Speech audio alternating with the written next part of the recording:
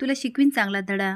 15 जानेवारी प्रोममध्ये संक्रांतीसाठी घराची सजावट चालू असते. चरस दुर्गीला थांबवायला जातो, पण ती काय ऐकत नाही. आता तो तिच्यावर धावून जातो. ती म्हणते, अहो मला काय ओरडताय, ताईने सांगितलं, तिला बोला. चरस म्हणतो, बघतो त्या भुवनेश्वरीकडं. तर आता रागात जातो आणि म्हणतो, भुवनेश्वरी.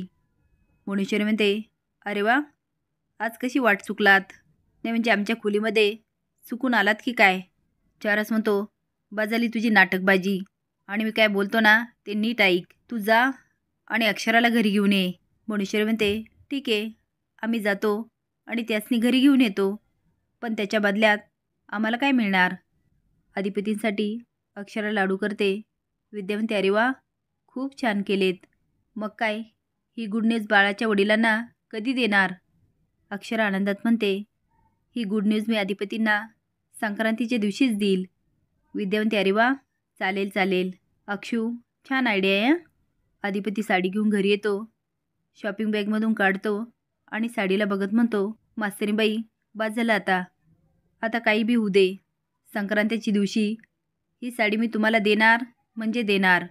चारुआस भुवनेश्वरीला म्हणतो, काय पाहिजे तुला? तर तुम्हाला काय वाटतं?